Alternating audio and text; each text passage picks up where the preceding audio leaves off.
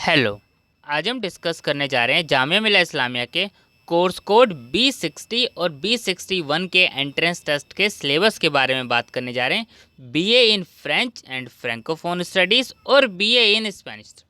तो इसके बारे में हम डिस्कस करने वाले हैं। एलिजिबिलिटी कंडीशंस क्या है, एंट्रेंस टेस्ट का सिलेबस क्या है, एंट्रेंस टेस्ट में क्वेश्चंस किस टाइप के आएंगे और आपको प्रिपरेशन कैसे करनी है, ये हम इस वीडियो में डिस्कस करने वाले हैं।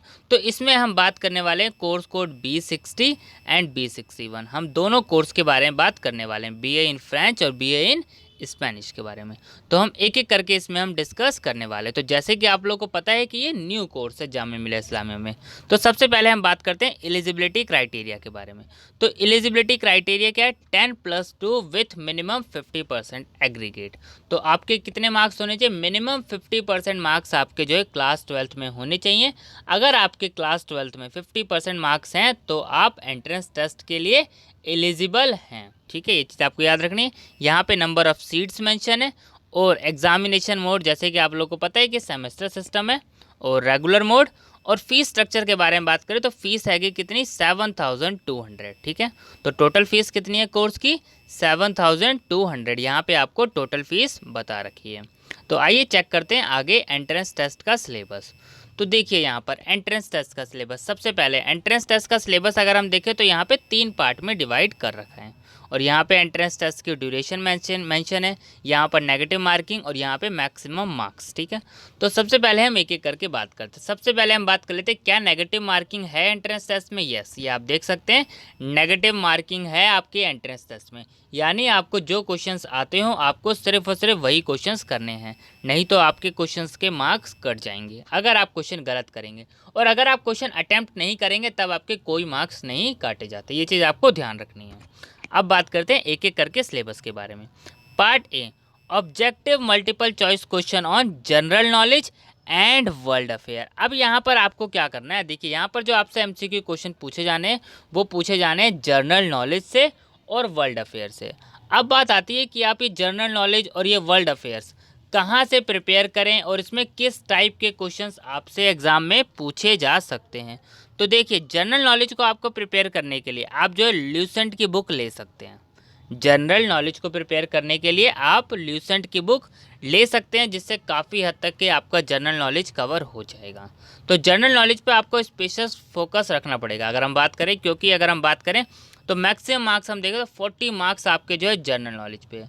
अब जनरल नॉलेज से रिलेटेड वीडियोस पता ही है आप लोगों को चैनल पे ऑलरेडी अपलोड है। बाकी चैनल का लिंक मैं आपको डिस्क्रिप्शन में दे दूंगा, तो आप जनरल नॉलेज के question, general awareness question practice कर सकते हैं। लिंक आपको डिस्क्रिप्शन में मिल जाएगा। बाकी आप यूट्यूब से भी सर्च कर सकते हैं जनरल अवेयरनेस फंडा।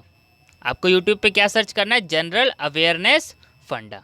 तो आपको चैनल आ जाएगा, उसमें आपको रीजनिंग के क्वेश्चन मिल जाएंगे, जनरल अवेयरनेस के क्वेश्चन मिल जाएंगे। तो काफ़ी हद तक के क्वेश्चंस उस पर अपलोड हो रहे हैं। ठीक है, ये चीज़ आपका डाउट क्लियर हो गया। तो आपको सबसे ज़्यादा जनरल नॉलेज ज़रूर करनी है, ये तो आपको समझ आ गया होगा 40 मार्क्स के लिए।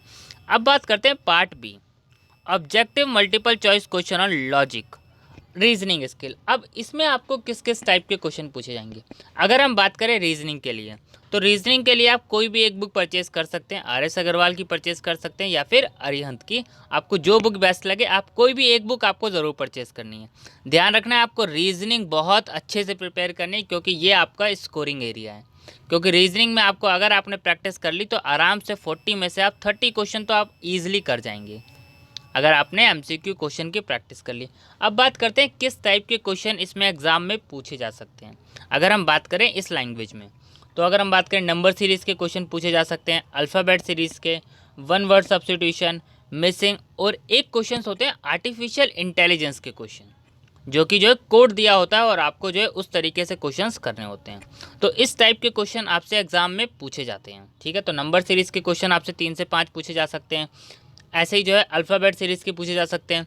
ऐसे ही जो है अदर मतलब रीजनिंग्स के जो भी टॉपिक्स बनते हैं। अब देखिए एग्जैक्ट टॉपिक क्या क्या आएंगे अब अभी सिलेबस में यहाँ पे डिटेल में नहीं है, पर अगर हम बात करें लैंग्वेज में किस टाइप के टॉपिक्स के क्वेश्चन पूछे जाते हैं तो वो मैं आपको बता रहा हूँ। Number series, alphabet series, one word substitution, missing numbers, analogies, arranging, तो मतलब इस टाइप के, और एक आर्टिफिशियल इंटेलिजेंस के भी।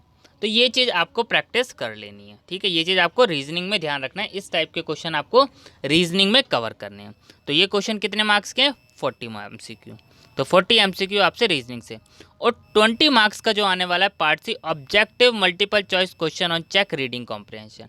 अब आपको यहाँ पे प्रैक्टिस करनी है पैसेज की, 20 मार्क्स के हैं। अब हो सकता है 2 क्वेश्चन आ जाए 10-10 मार्क्स के, हो सकता है 5-5 मार्क्स के 4 क्वेश्चन आ जाए। तो कैसे MCQ आएंगे, ध्यान रखना है आपको, कैसे क्वेश्चन पूछे जाएंगे आपसे? MCQ।